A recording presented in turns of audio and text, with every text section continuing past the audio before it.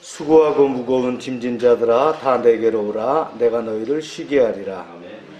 나는 마음이 온유하고 겸손하니 나의 멍에를 메고 내게 배우라. 그리하면 너희 마음이 쉼을 얻으리니 이는 내 멍에는 쉽고 내 짐은 가벼움이라 하시니라. 아멘. 다 같이 일어나셔서 찬양 드립니다.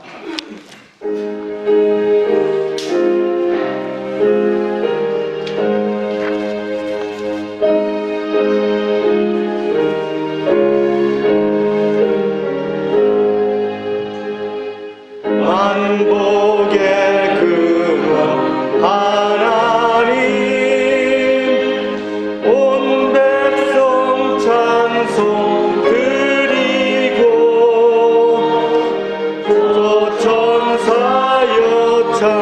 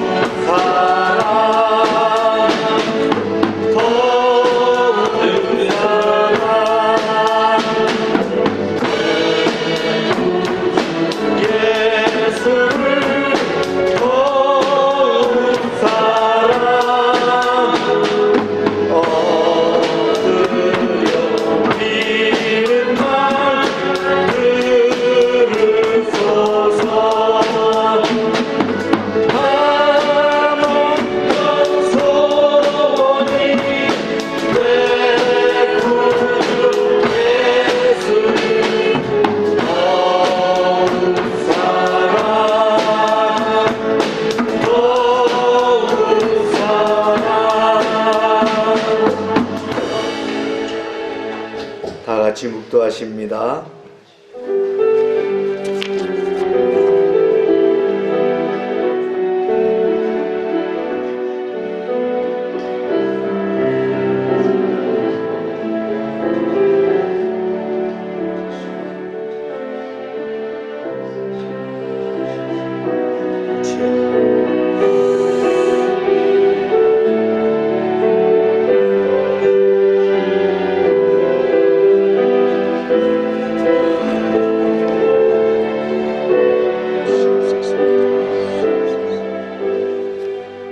의인은 기뻐하여 하나님 앞에서 뛰놀며 기뻐하고 즐거워할지어다.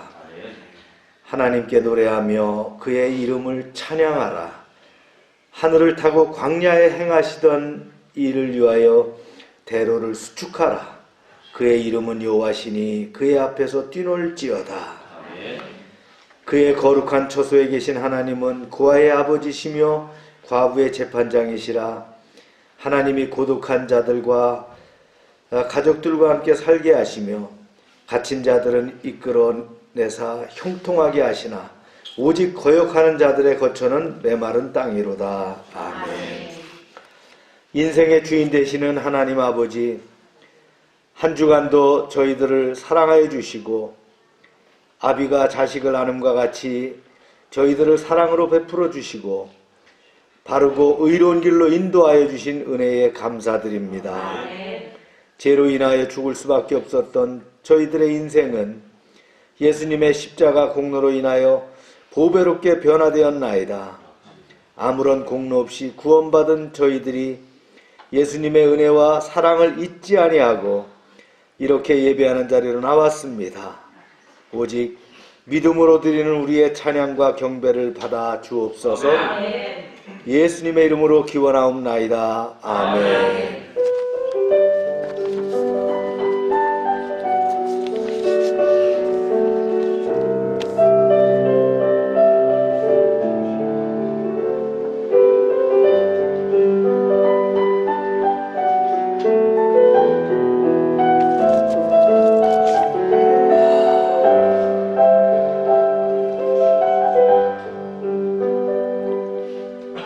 전능하사 천지를 만드신 하나님 아버지를 내가 믿사오며 그 외아들 우리 주 예수 그리스도를 믿사오니 이는 성령으로 잉태하사 동정녀 마리아에게 나시고 본디오 빌라도에게 고난을 받으사 십자가에 못 박혀 죽으시고 장사한 지 사흘 만에 죽은 자 가운데서 다시 살아나시며 하늘에 오르사 전능하신 하나님 우편에 앉아 계시다가 저리로서 산 자와 죽은 자를 심판하러 오시리라. 성령을 믿사오며 거룩한 공회와 성도가 서로 교통하는 것과 죄를 사해 주시는 것과 몸이 다시 사는 것과 영원히 사는 것을 믿사옵나이다. 아멘. 자리에 앉으시기 바랍니다.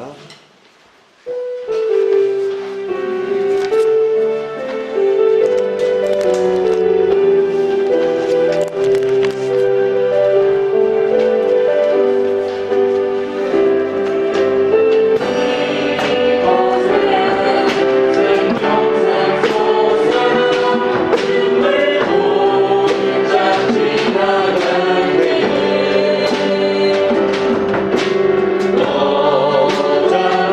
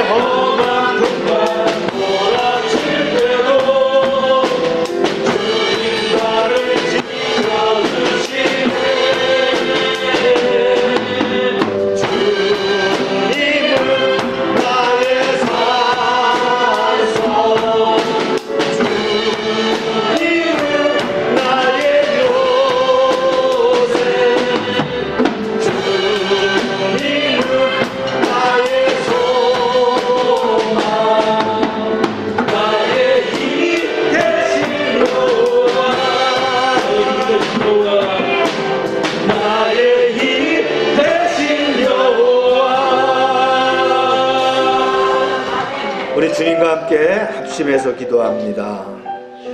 주님은 나의 산성이 되시고 나의 강력한 요새가 되시고 나의 소망이 되십니다. 나의 힘이 되신 여호와를 의탁하면서 의뢰하면서 우리 기도합시다. 주여 하고 기도합니다. 주여. 하나님 아버지, 코로나 가운데도 지켜주시는 은혜를 감사합니다. 이제 하나님 교회가 증축 공사가 진행 중에 있습니다.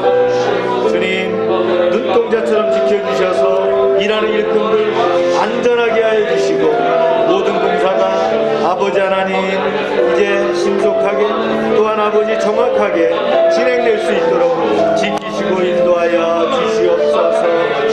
이제 하나님 이번한 교우를 위해 기도합니다. 우리 박동진 형제님 축복하시고 재입원했는데 이제 하나님 주님의 손으로 만져주셔서 이제 빠른 회복이 빠른 치유가 있도록 주님 도와주시옵소서.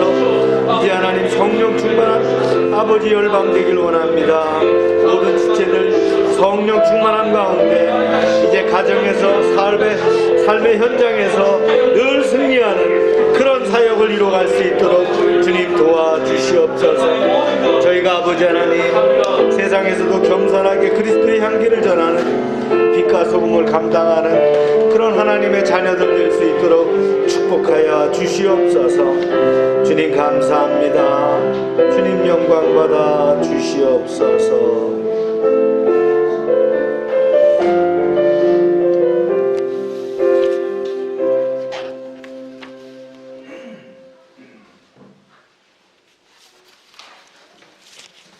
하나님은 우리의 피난처시오 힘이시니 환난 중에 만날 큰 도움이시라. 그러므로 땅이 변하든지 산이 흔들려 바다 가운데 빠지든지 바닷물이 흉흉하고 뛰어들든지 그것이 넘침으로 산이 요동할지라도 우리는 두려워하지 아니하리로다. 아멘. 우리의 힘이요 피난처 되신 주님을 찬양합니다. 코로나로 인해 여러 면에서 힘들고 어려운 상황 속에서도 우리를 지켜주시고 인도하시며 어미가 새끼를 품듯 주의 품 안에 우리를 거하게 하신 은혜를 감사하고 또 찬양합니다. 이 시간 그 사랑에 감격하여 주님을 만나기 원하고 예배드리기 위해 모인 자녀들을 기억하시고 홀로 영광 받으시기 원합니다. 주님, 그러나 우리는 연약하고 교만하며 믿음이 부족하여 말씀대로 살지 못하였음을 회개하오니 새롭게 하시고 정결케 하는 시간 되기 원합니다. 항상 기뻐하며 쉬지 말고 기도하며 범사에 감사하는 열방의 자녀들이 되도록 축복하시고 형제를 아끼고 사랑하며 서로 섬기기를 먼저 하는 본이 되는 성도들이 되기를 원합니다. 코로나19가 발생한 지 어느덧 1년 반이 되었고 우리의 일상도 크고 작은 변화들이 생겼고 교회 예배도 예전과 같은 모습이 사라져버린 지금 믿음의 자녀들을 더 깨어 기도하며 이 어려운 상황 속에서도 살아 역사하시는 하나님의 신실하신 계획하심을 바라보며 우리를 사용해 달라는 믿음의 고백들이 날마다 넘쳐나기를 원합니다. 주님, 감사하게도 백신이 개발되고 공급되어 접종이 순차적으로 이루어지고 있습니다. 집단 면역이 형성될 때까지 안전하게 접종이 이루어지게 하시고 특별히 열방의 지체들이 큰 어려움 없이 이겨낼 수 있도록 주님 지켜주시옵소서. 특별히 담임 목사님, 사모님 접종을 잘 마치게 하시고 무탈하게 하시니 감사합니다. 주의 종을 통해 하나님의 계획하심이 이루어지게 하시고 더욱 영육의 강건함을 허락하옵소서. 지금 교회와 아동센터의 공사가 진행 중에 있습니다. 불법 건축물 문제 해결을 위한 기도에 응답하심을 감사합니다. 사람을 붙여주시고 모든 수도와 절차가 빠짐이 없게 하시고 안전하게 마무리되며 필요한 물질도 주님 공급하여 주시옵소서. 열방의 장년들을 축복하여 주시고 때론 코로나로 인해 경제적 어려움을 겪거나 인내와 기도로 이겨내고 승리할 수 있도록 힘과 능력을 더하시며 지경을 넓히는 축복을 주시옵소서. 열방의 아동 청소년들이 양육 과정을 진행 중에 있습니다. 성령께서 지혜를 주셔서 주의 말씀을 잘 깨닫게 하시고 말씀을 통해 믿음의 고백들이 이 어린 심령들을 통해 일어나게 하시며 요셉처럼 다니엘처럼 바울처럼 변치 않는 믿음으로 하나님께 영광 돌리게 하옵소서. 맡겨진 학업도 잘 감당하도록 주님 지켜주시옵소서. 필리핀 정건영 선교사님 건강을 지켜주시고 선교지에서 믿음의 씨를 뿌릴 때에 기쁨으로 거두는 축복을 허락하여 주시옵소서. 이 자리에 나오지 못한 또 건강 문제로 또 일터에서 나오지 못한 주의 자녀들 같은 은혜로 기억하여 주시고 지키고 보호하여 주시옵소서. 이 시간 성령이 우리 마음에 임하여 주시고 말씀이 선포될 때 우리의 심령에 박혀서 한 주간도 이기고 승리하게 하여 주시옵소서. 예수님의 이름으로 기도합니다. 아멘.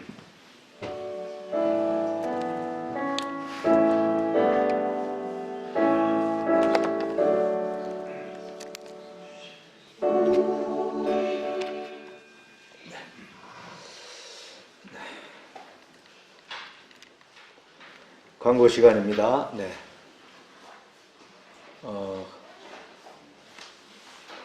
코로나 접종이 우리나라가 이제 10% 정도 했다 그래요. 앞으로 많이 남았는데 50대도 이제 7월 달부터 접종을 한다고 합니다. 아마 전반기 때에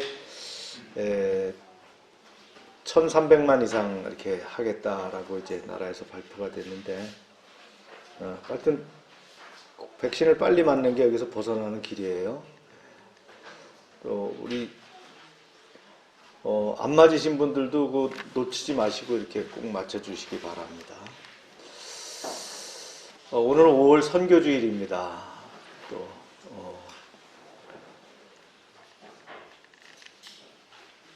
필리핀 지금 그 정건영 선교사가 교회를 이렇게 나무를 이렇게 세우고 있는데, 왜냐하면 카페에서 예배를 드렸어요. 만브라우 지역에서는. 그 카페 말고 또 다른 예배 장소를 만들고자 필리핀식으로 예배당을 이렇게 만들겠대요. 이게 남이 땅인, 우리 땅이 아니고 너미 땅인데 그 땅을 이렇게 허락해줘서 임시로 짓겠답니다. 그래서 브로크로 하지 말고 그럼 나무로 짓고 지프로 두르고 아주 필리핀 스타일로 하되 안에는 현대식으로 했으면 좋겠다, 이렇게 제가 안을 보냈고요. 지금 준비 중입니다. 이렇게 나무는 다 트라스가 다 완성됐어요. 크진 않아요. 카페에 드리던 예배를 이쪽으로 이렇게 드릴 수 있도록. 카페가 있으니까 이제 여러 가지 사역에 제한되는 게 많아서 기도했는데 이렇게 좀 준비를 하고 있습니다. 아마 뭐 우기 이전에 완성될 거라고 봐요. 이 건물은 지금 정건영 선교사님 숙소입니다. 그 만브라우에 있는 그 현지인이 자기 땅에다가 이렇게 건물을 줘줘서 정건영 선교사님 숙소로 임대를 주겠다는 거예요. 그래서 임대 조건으로다 이렇게 숙소를 짓습니다. 이게 내부 지금 작업하고 있고요. 이 옆에다가 이제 교회를 짓는 거예요. 네. 그러면 숙소와 이제 교회가 붙어 있고 카페는 별도로 있게 되겠죠. 지난번에 다시 오픈을 새로 했어요. 왜냐하면 이제 코로나 때문에 닫아놨다가 메뉴 이제 해서 이렇게 메뉴판을 얹어놨더라고요. 삼겹살입니다. 그렇죠? 그 다음에 이제 비빔밥. 네, 우리나라 비빔밥이고요. 떡볶이, 그 다음에 라면. 네, 이렇게 나가는 그림이 이렇게 나가요. 그림대로.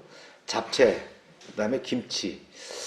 이외에도 이제 우리나라 그 사람들이 우리나라 그 과자 같은 경우 또 그 뭐라 그러지? 잘 먹는 게, 미군들 잘 먹는 게 뭐라 그러지? 초코파이라든가 또 라면도 별도로 파는 생필품 가게를 여기 차고지가 있죠. 차고 문 보이죠? 예, 저쪽에다가 열면은, 저쪽에서 이제 아이들 썬데이 스쿨을 했었는데 이제 썬데이 스쿨을 저쪽으로 옮겨가니까 거기다가 가게를 같이 내서 사업장을 이렇게 같이 하겠다, 이런 생각을 갖고 있어요. 그래야 이제 그 아이린네를 포함해 가지고 직원들 급여를 줄 수 있고 그런 재원들을 확보할 수가 있어요. 네. 요건 이제 삼비산 때에다가 그 지은 교회입니다. 요건 강성민 목사님 교회에서 전적으로 저거 투자를 했어요. 한 3천만 원 정도 보내가지고 땅을 샀어요. 사고 그 그 다음에 건물을 졌습니다. 그래서 아이들 이렇게 예배 드리고 있고, 주일날 예배 준비하는 과정이에요. 네. 아이들 굉장히 많죠? 네. 제가 지난번 어린이날 행사하는데 80명 선물을 나눴더라고요. 예, 정건영 목사님 최근의 모습이고, 리더들하고 같이 이렇게 찍은 모습입니다. 건강하게 잘 있습니다. 7월 달부터 백신 맞는다 그래서 하여튼 들어올 수 있는 길을 이렇게 해봐라 그러는데 다시 들어왔다가 다시 나가는 길이 또 막막하기 때문에 여러 가지 참 생각이 필요하고 검토가 필요한 내용들입니다. 네. 성경 통독 7회기 진행되고요. 오늘 비대면 청소년 양육은 저녁 6시에 카페에서 모이도록 하겠습니다. 네. 저녁 카페에서 같이 먹고 서번트 스쿨 실습하는 것과 그 다음에 이제 다음 과정으로 넘어가는 오리엔테이션 진행합니다.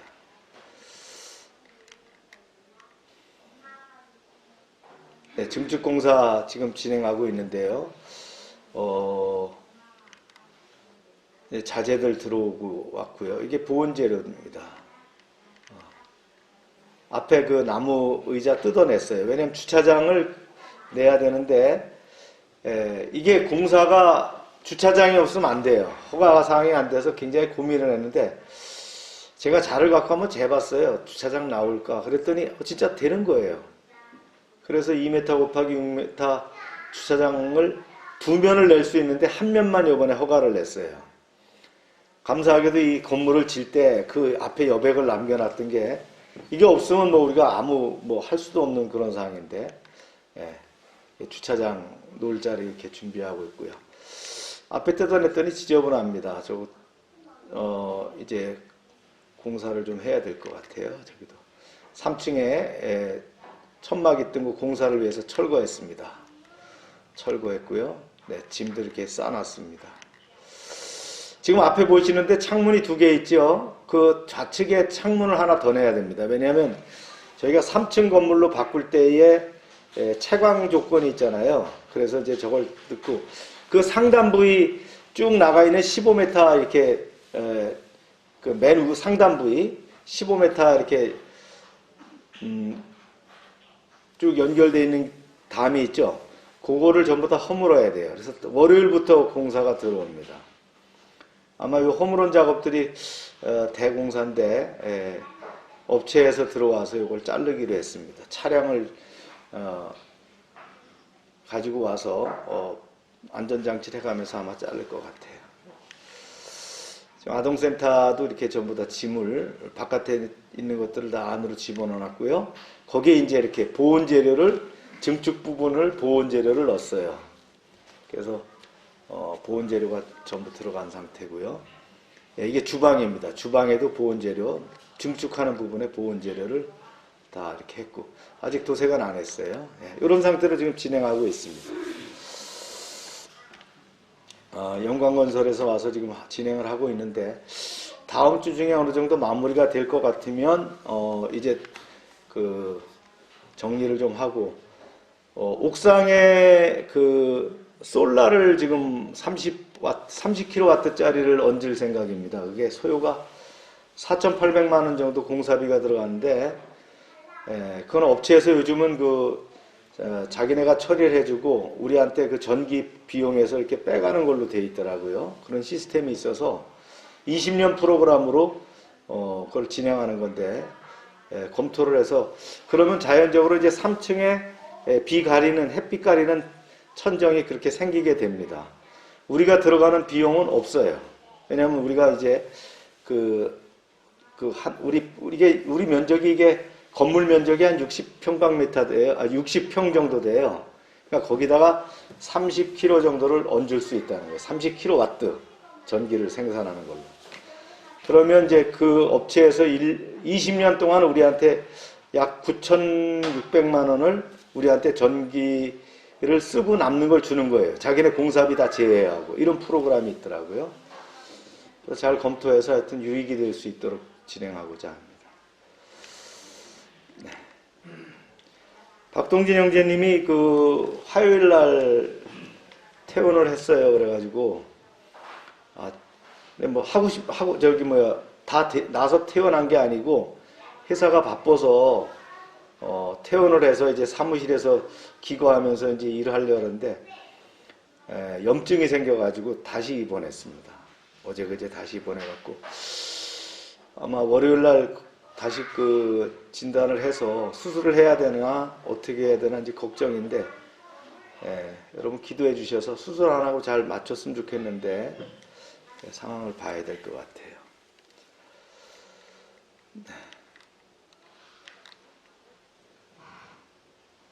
자, 읽어볼까요? 시작. 하나님의 사람아 도전하라. 오늘 말씀입니다. 제가 먼저 읽겠습니다. 벨사살이여 왕은 그의 아들이 되어서 이것을 다 알고도 아직도 마음을 낮추지 아니하고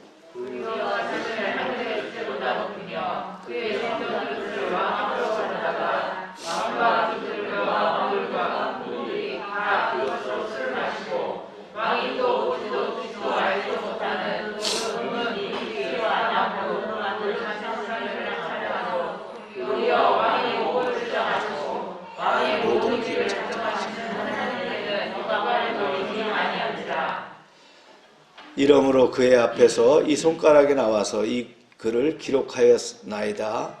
기록된 글자는 이것이니 곧 메네 데겔 우바르시니라.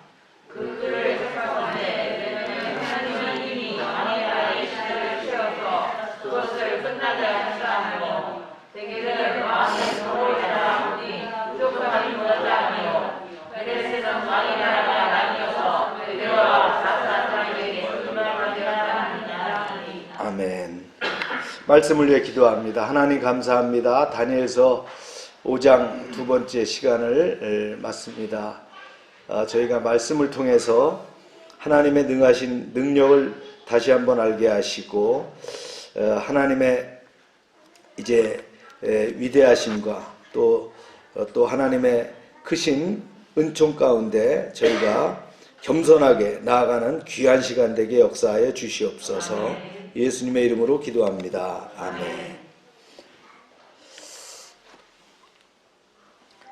벨사살은 그 하나님 성전에서 가져온 집기들을 술잔으로 사용했어요. 하나님을 대적하고 모독한 거죠. 우리가 이게 잘 아는 얘기고 지난주에 했던 얘기잖아요. 그래서 하나님께서는 벽에 손가락으로 쓰인 글자와 다니엘을 등장시켜서 하나님의 심판이 시작됨을 알리셨어요.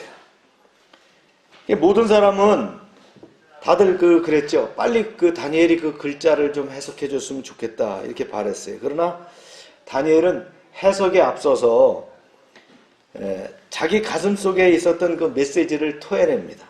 물론 다니엘은 이미 글자 해석에 대한 머릿속에 딱 왔어요. 왜냐 하나님 영감을 주시니까 딱 알게 된 거예요. 본론에 들어가기 전에 하나님이 이 메시지를 주신 배경에 대해서 설명을 합니다. 우선 다니엘은 벨사살이 누리고 있는 바벨론 제국의 영광은 그의 아버지, 뭐 진짜 아버지는 아니에요. 그 국부적인 존재죠. 아버지 느부갓네살 왕이 이룬 것이라는 것을 상기합니다. 이렇게 이제 얘기합니다. 시작. 왕이여 지극히 높으신 하나님이 왕에 붙인 느부갓네살에게 나라와 큰 권세와 영광과 위엄을 주셨고 여기서 붙인 친아버지는 아니라 그랬죠. 그 시대 고대 근동에서는 그런 국부 같은 그 왕을 아버지라고 부르기도 했다는 거예요. 한마디로 뭐예요? 당신 조상 잘 만나갖고 호화호식하고 위세를 부리는 것입니다. 이렇게 왕을 꾸짖는 거예요. 벨사살 입장에서 이 말이 기분 좋겠어요?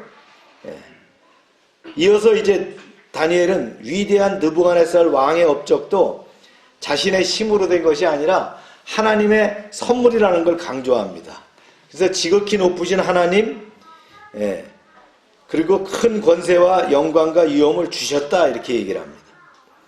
이건 뭐냐면요, 하늘 높은 줄 모르고 세상 모든 사람들을 말이죠 아래로 쳐다보던 그런 벨사살에게 이제 한 수 가르쳐 주는 거예요.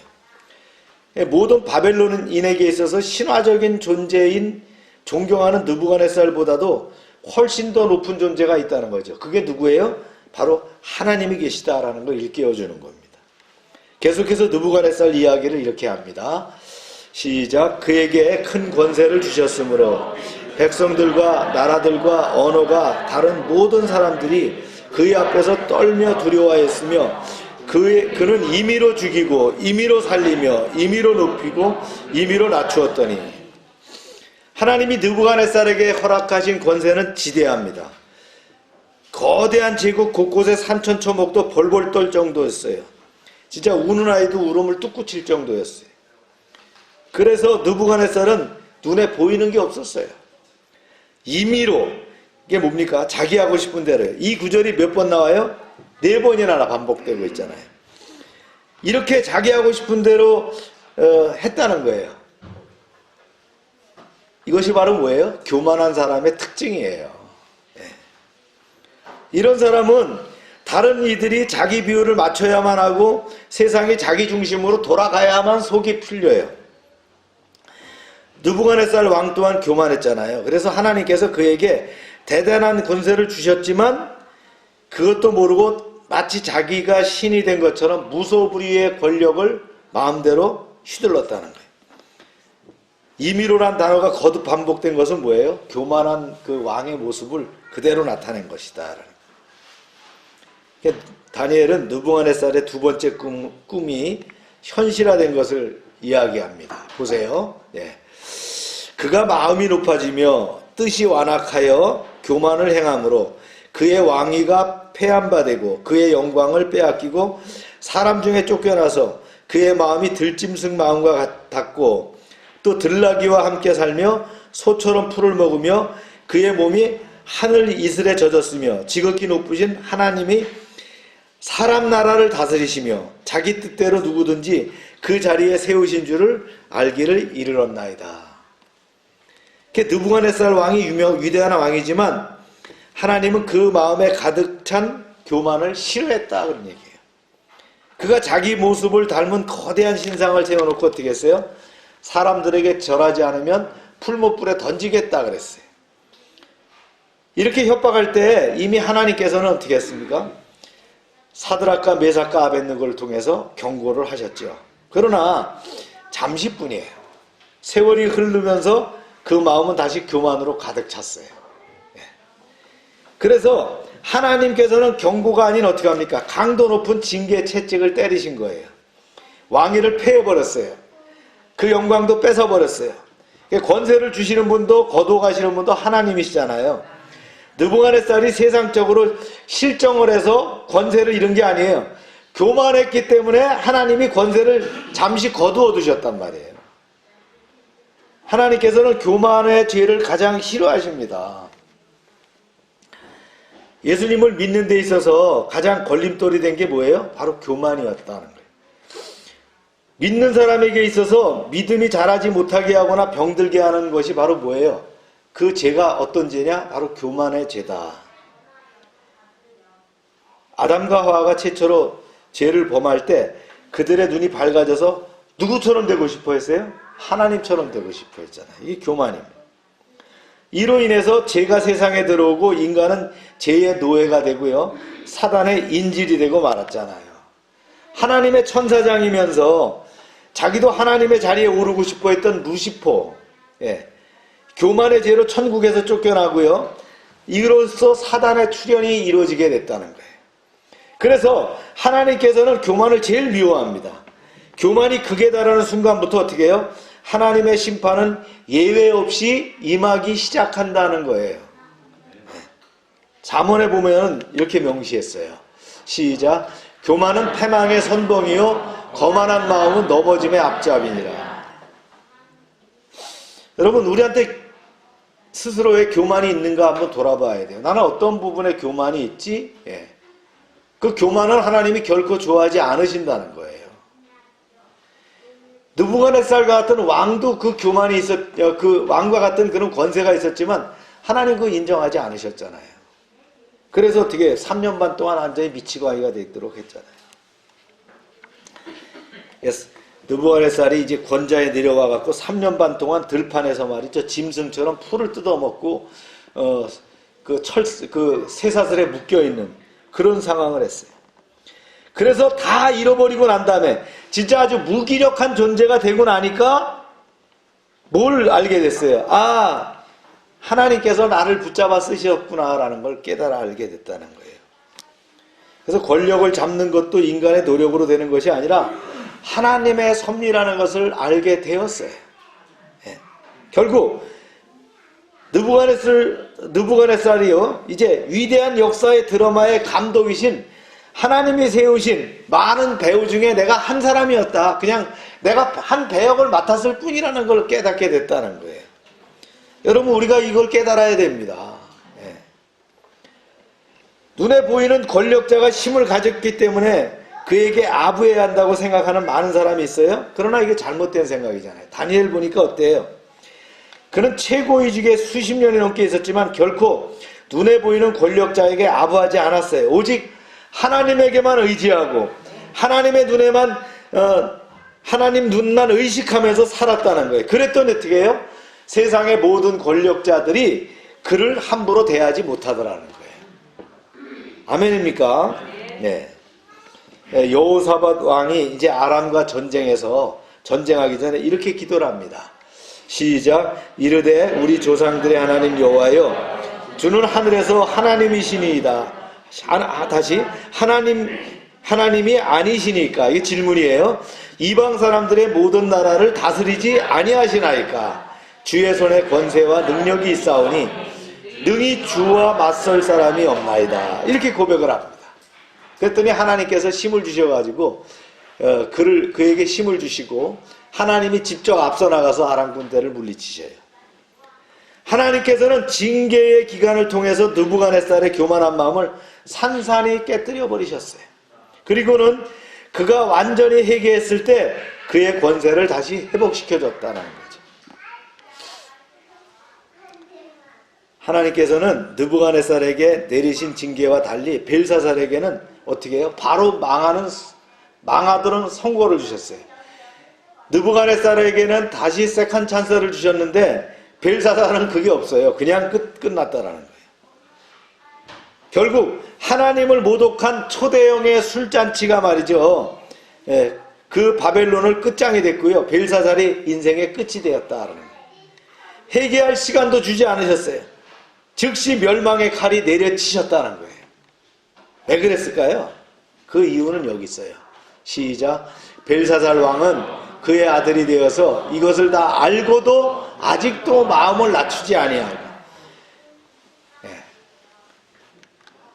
첫 번째 뭐예요? 그의 조상의 잘못을 알고도 배울 수 있는 기회가 있었지만 이것을 다 알고도 배우지 못했다라는 거예요. 이게 무서운 거예요. 벨사살은 자신이 한 행동이 죄인 줄 알면서도 같은 죄를 또 졌다라는 거예요. 이런 우에 빠지면 안 됩니다. 그래서 하나님께서 가차없이 처벌을 내리셨다는 거예요. 역사는 하나님의 메시지를 담고 있어요. 다시 말하면 우리의 과거와 현실에서 일어나고 있는 일들 속에는 하나님이 주시는 경고가 늘 포함되어 있다는 거예요. 우리는 그거를 깨달을 수 있어야 돼요. 대충 넘겨서는 안 돼요. 우리가 볼 때 바벨론이 순식간에 망한 것 같지만 그것은 외적인 멸망이고요, 이미 내적으로는 오랫동안 심각하게 망해가고 있었다는 거예요. 그래서 이걸 우리가 깨달아야 돼요. 우리의 삶이, 우리의 그 상황이 어떤지를 깨달아야 된다는 거예요. 사람들이 역사를 통해서 아무것도 배우지 못하는 것은 참으로 애석한 거예요. 조상과 부모와 선배들이 실수를 계속하고 있는데 어떻게 해요? 그거를 그대로 따라가고 있다는 거예요. 특히 인생이 그렇습니다. 부모가 잘못한 것을 누가 따라가요? 그 자녀가 그대로 따라가요. 부모가 말이죠, 세상을 사는 것을 봤기 때문에 자기도 모르게 그대로 가고 있다라는 거예요. 이게 참 무서운 거예요. 예를 들면은 아버지가 술 때문에 고생하는 걸 보면서도 자식은 또 술로 인생을 망치는 경우가 있어요. 이처럼 자식 세대가 부모 세대의 실수를 이어가는 모습을 보면 정말 가슴이 아픈데요. 이것이 인생이라는 거예요. 그래서 알고도 짓는 죄는 하나님이 엄중하게 다스리셔요. 예수님이나 사도 바울이 가장 무섭게 질책한 사람들은 성경을 기록하고 가르치는 율법사와 서기관들과 바리새인들이었어요. 왜요? 그 사람들이 사실은 가장 신실한 사람들이잖아요. 왜 그랬어요? 유대인들은 그들의 문제는 뭐예요? 율법을 알고도 행하지 않은 것이라는 거예요. 가장 빨리, 가장 많이 하나님의 말씀을 받았던 유대인들이 그 말씀에 순종하지 않으니까 하나님은 그만큼 크게 진노하셨어요. 나라가 망하고 전 세계로 유랑하는 시련을 겪게 하시면서 그들을 징계하셨다는 거예요. 우리 또한 행함이 없는 믿음을 경계해야 합니다. 한국교회 안에서 여러 가지 성경 연구 훈련 프로그램들이 많은데요. 그러나 삶에 바로 적용하지 않는 성경 공부는 아무 의미도 능력도 없어요.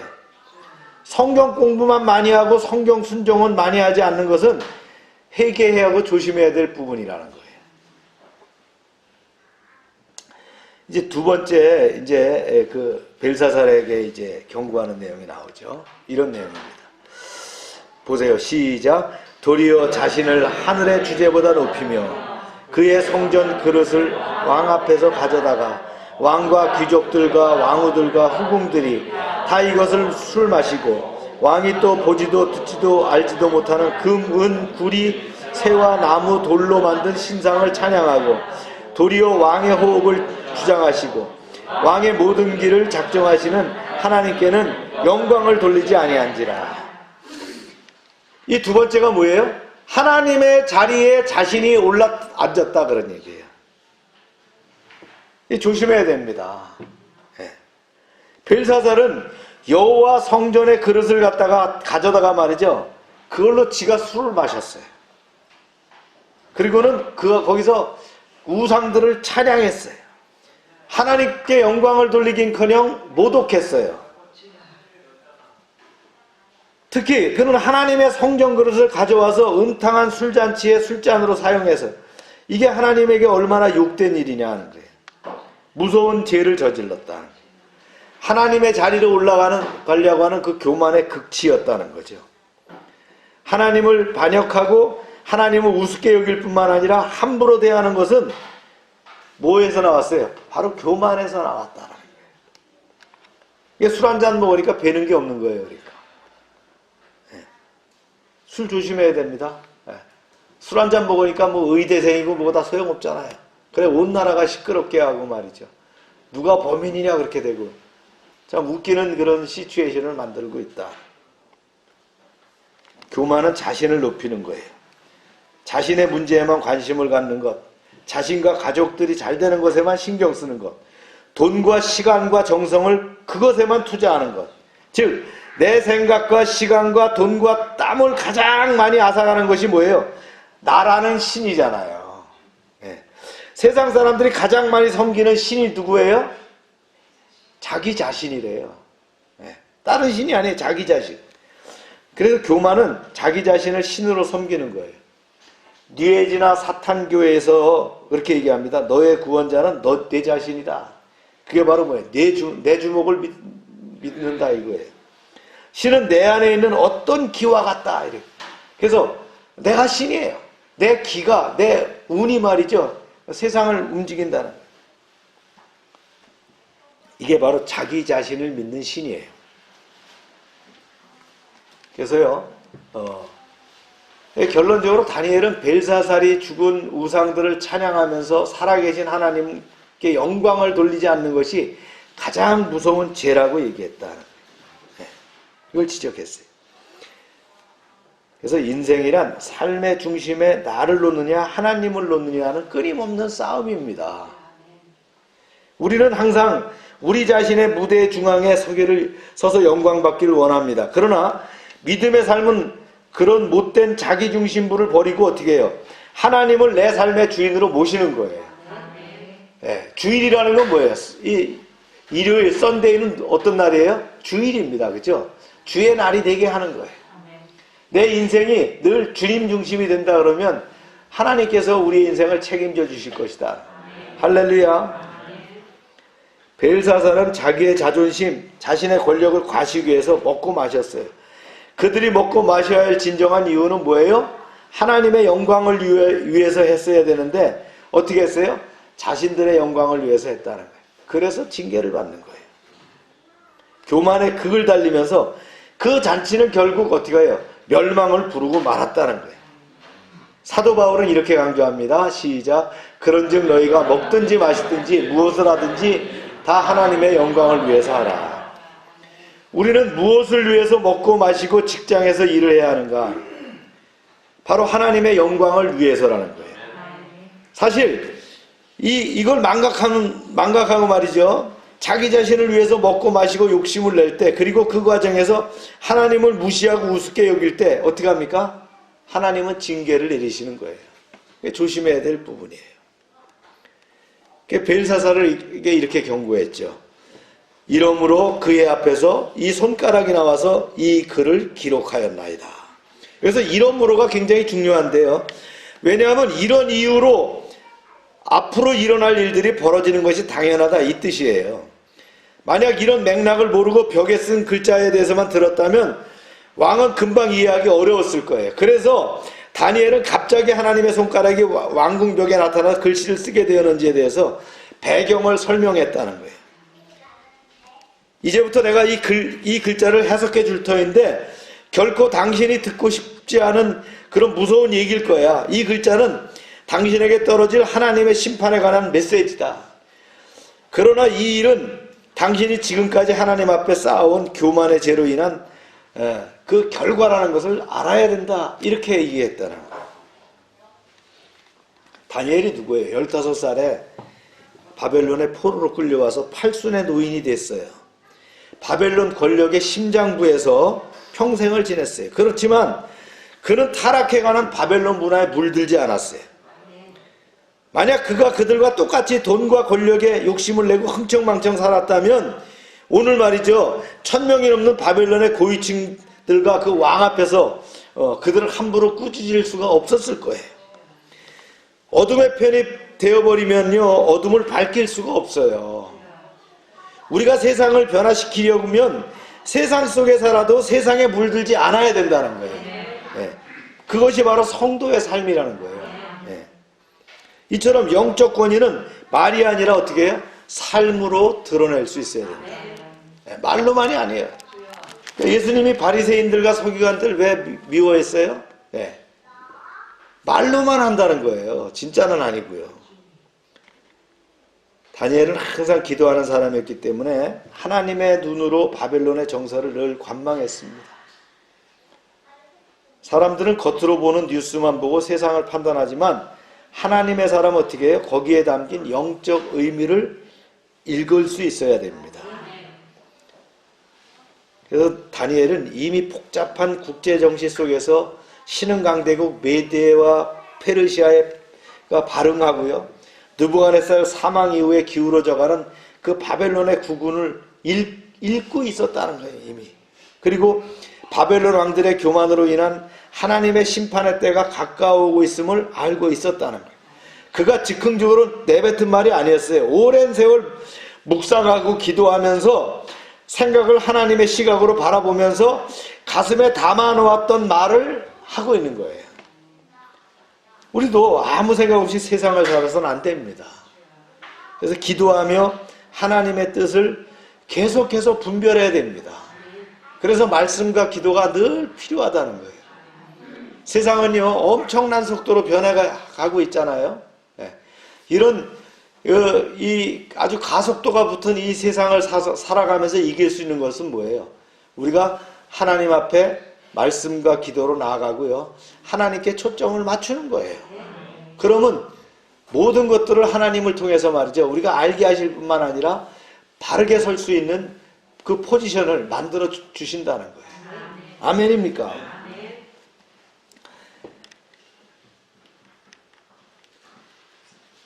벽에 쓰인 글자는 이랬어요. 어떤 글씨냐? 이런 글씨였죠. 시작. 기록된 글자는 이것이니 곧 메데 메네 데겔 우르바신. 예, 메네 메네 데겔 우르바신. 세어보고 세어보고 달아보며 부족하여 조각을 버린다. 이게 뜻이. 세보고 세보고 달아보며 부족하여 조각을 버린다. 뜻이. 하나님께서 바벨론의 죄악을 일일이 살펴본 결과 그 죄의 무게로 볼 때 심판을 연기할 수 없었다는 거예요. 예. 그래서 바벨론을 나눠서 다른 나라에게 나눠주겠다 이런 뜻이란 말이에요. 이렇게 해석했어요. 시작. 이 글을 해석하건대 메네는 하나님이 이미 왕의 나라의 시대를 세워서 그것을 끝나게 하셨다 합니다. 메네가 뭐예요? 카운트했다는 거예요. 넘버링 했다는 거예요. 세봤다는 거예요. 하나님은 다 세고 계시는 거예요. 그 바벨론의 교만으로 인해서 그와 그의 제국에서 주어진 시간이 단축되고 있는 거예요. 사람들은 영원히 살 것처럼 돈과 명예와 건세가 영원히 갈 것처럼 착각합니다. 그러나 우리가 세상에서 활동할 수 있는 시간, 전성기를 누릴 수 있는 시간은 분명히 한정되어 있다는 거예요. 끝은 하나님이 정해 주셨다는 거예요. 이것이 말이죠. 생각보다 길 수도 짧을 수도 있어요. 그러니까 우리가 마치 이 모든 것이 영원할 것처럼 굴어서는 안 된다. 유한하다는 것을 알고 봐야 된다. 하나님은 우리를 세고 계신다 그랬어요. 아멘입니까? 네. 여러분 요새 컴퓨터가 얼마나 좋아요? 슈퍼컴퓨터가 만들어져 갖고 요즘은 뭐라 하죠? 코인을 채굴한다 그러잖아요.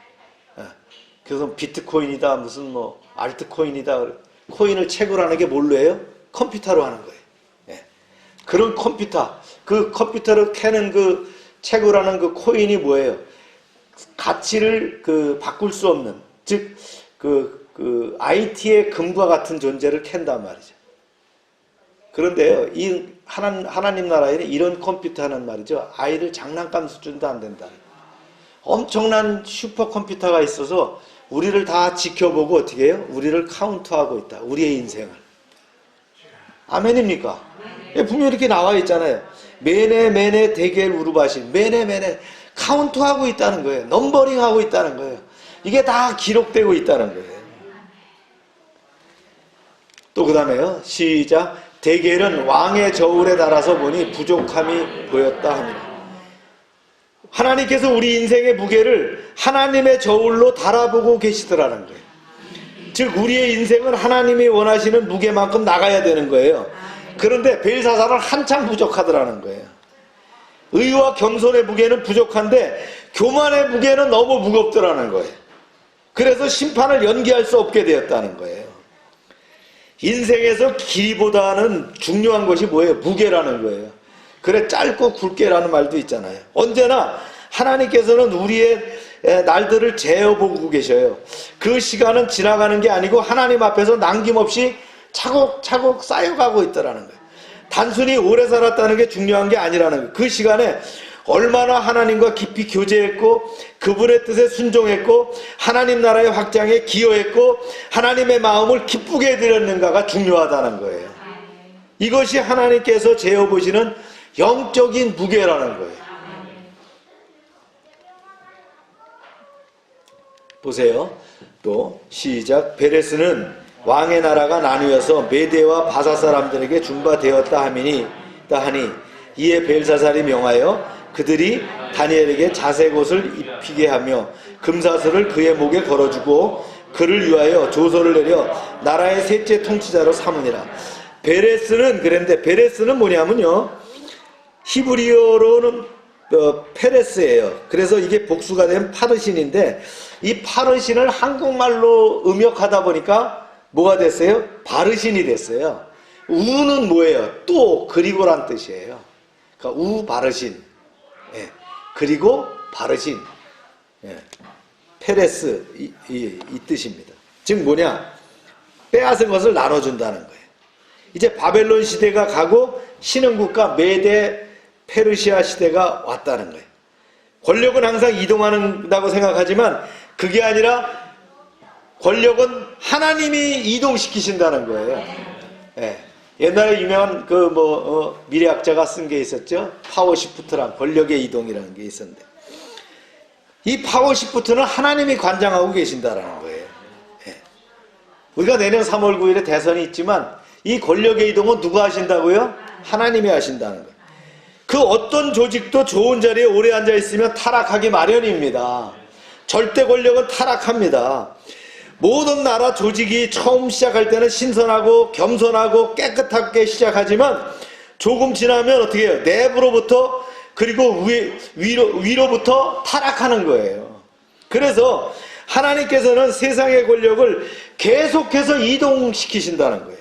이렇듯 세상의 모든 권력은 시한부 인생과 같다. 아멘입니까?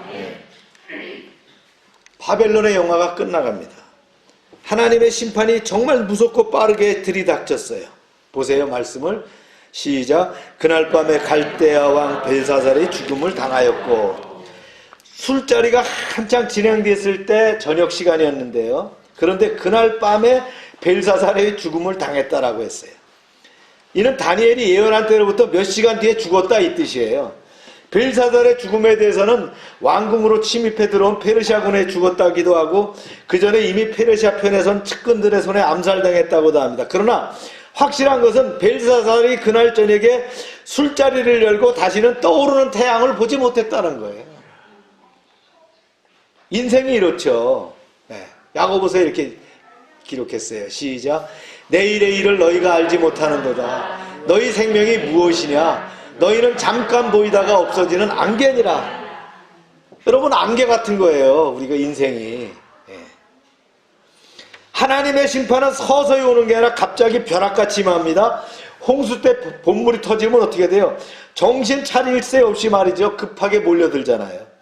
바벨론이 그렇게 순식간에 무너져 내릴 거라고 누가 생각했냐는 거예요. 그 엄청난 도성 말이죠. 20년 동안 버틸 수 있다는 그 도성이 말이죠. 하루아침에 무너지는데, 그게 성벽이 무너져서 무너진 게 아니에요. 어떻게 해요? 내부로부터 무너지는데 하나님이 붕괴시키시는 거예요. 요한계시록에서는 인류 역사의 마지막 모습을 바벨론 제국의 패망 때와 같이 묘사를 합니다. 이렇게 묘사했어요. 시작. 2일 후에 다른 천사가 하늘에서 내려오는 것을 보니 큰 권세를 가졌는데 그의 영광으로 땅이 환하여지더라. 심찬 음성으로 외쳐 이르되 무너졌도다 무너졌도다 큰 바벨론이요 귀신의 처소와 각종 더러운 영이 모이는 곳과 각종 더럽고 가증한 새들이 모이는 곳이 되었도다. 겉보기에는 바벨론 성이 크고 화려하고 웅장한 성이었지만 그곳은 귀신의 처소이며 각종 더러운 영이 모이는 곳이었다. 세상이 그래요, 여러분. 우리나라를 비롯한 세계 각국의 대도시는 가보세요. 겉으로 보기에는 화려하고 네온 사인이 취향찬란한 것 같고 그렇지만 실질적으로는 얼마나 더럽고 영적으로 말이죠 타락했는가. 각종 더러운 영, 즉 음란과 폭력과 욕심과 미움과 허영과 그런 영들로 가득해 있더라는 거예요. 눈에 보이지 않는 세상은 결코 하나님의 눈에 보이는 이 세상은 말이죠. 이 비절한 이 세상은 하나님의 심판을 피해갈 수가 없다는 거예요. 계시록 말씀을 계속 봅시다.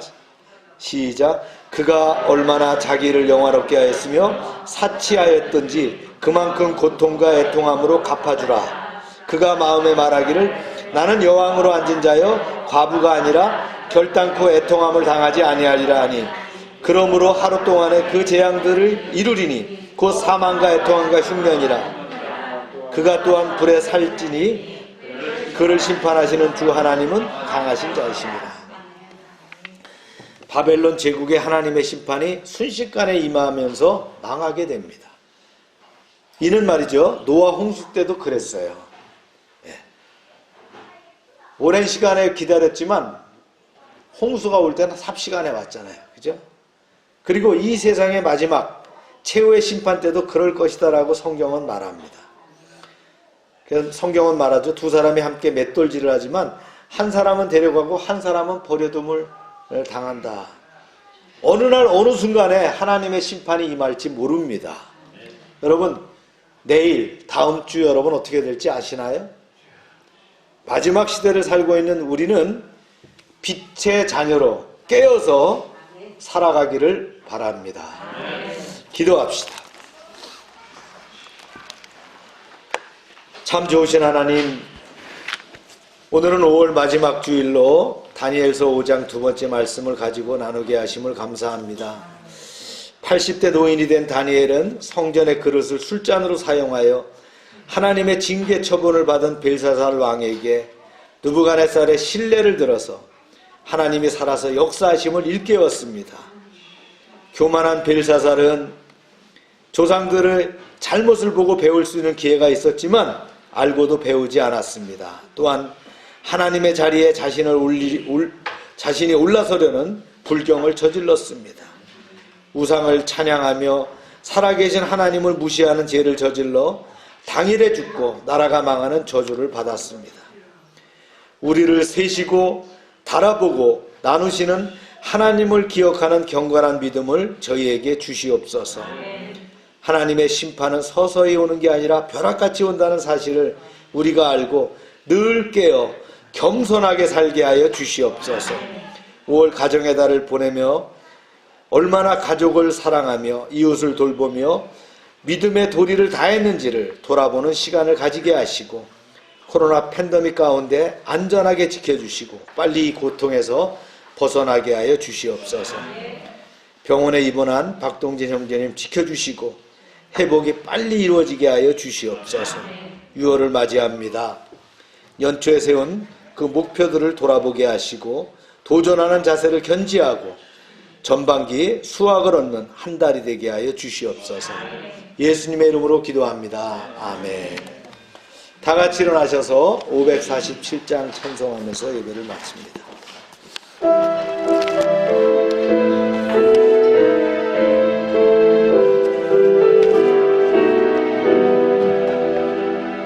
나 같은 죄인까지도 찾아와 주신 주,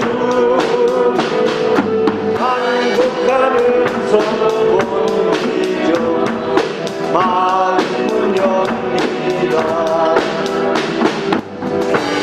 흘려주신 그 사랑 감당지 못하여 상하신 주님 그 얼굴 우러러봅니다. 목마른 사슴 가라요 시름을 찾듯이 메마른 영혼 말씀을 발붙해 합니다. 주의 성령 오셔서 인도해 주시고 샘같이 솟는 그 말씀 넘치게 주소서. 질그릇 같은 이 몸도 깨끗게 하시고 죽으나 살아 주 위에 일하게 하소서. 땅에 주님 오실 때 부끄럼 많으나 이제 복 입고 주님을 배웁게 하소서.